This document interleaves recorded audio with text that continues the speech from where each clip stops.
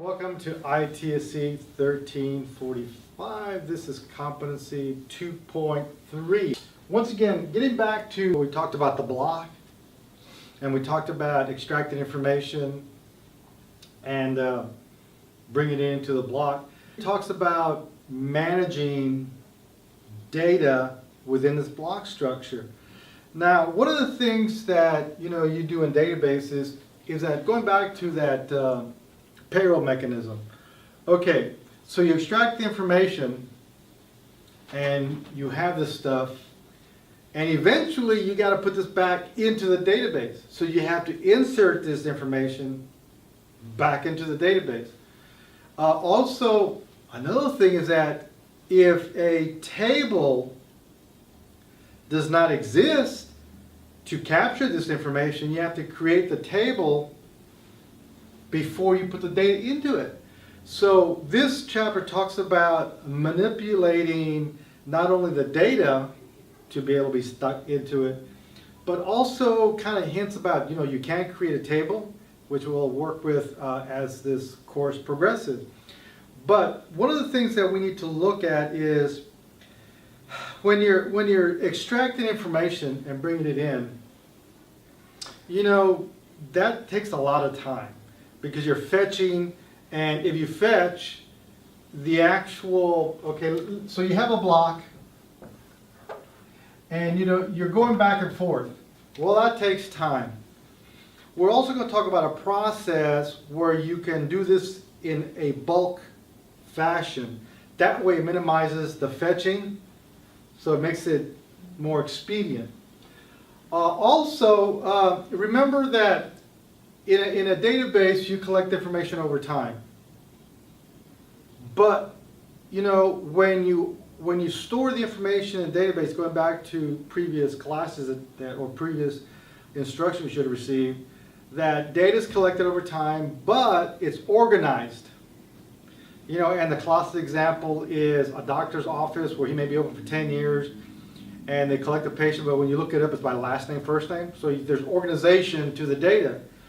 Well, if you go back to what I said earlier, that you have to kind of mirror the image on the PL SQL side that you do on the database SQL side, we need to be able to, one, collect information in bulk, and then we have to organize it as we bring it over. So this chapter talks about multiple items. One, using a query to extract the information, okay? Now, once again, you extract information. When you create the placeholder, okay, we're looking at the placeholder.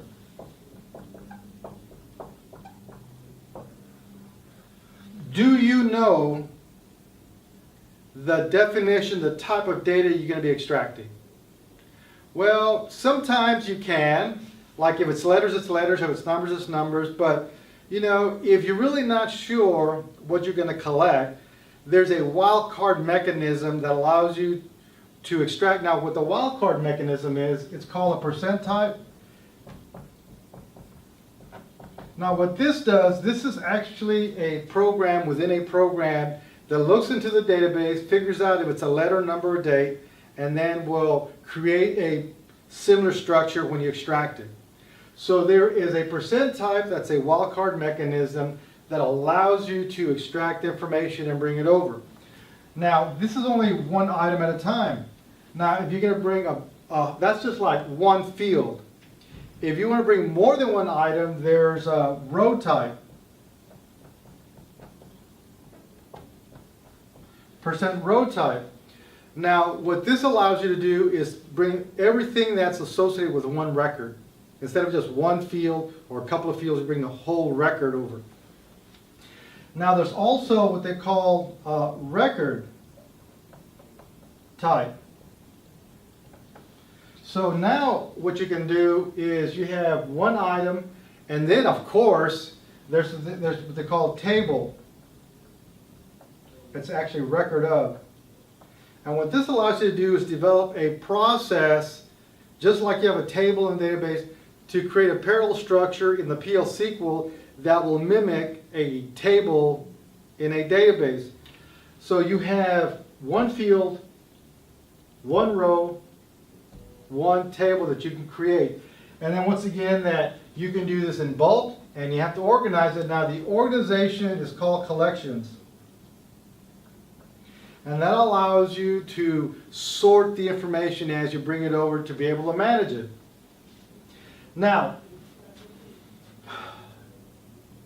remember that we had that $400 from the previous example.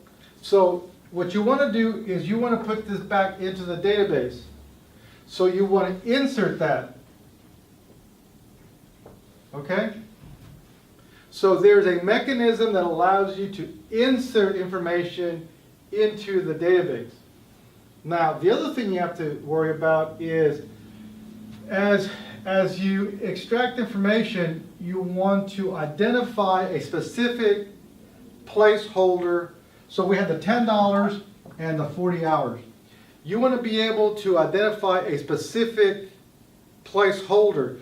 You want to put the $10 into something, and you want to put the 40 into something. So there's a command that allows you to put the data into a specific placeholder.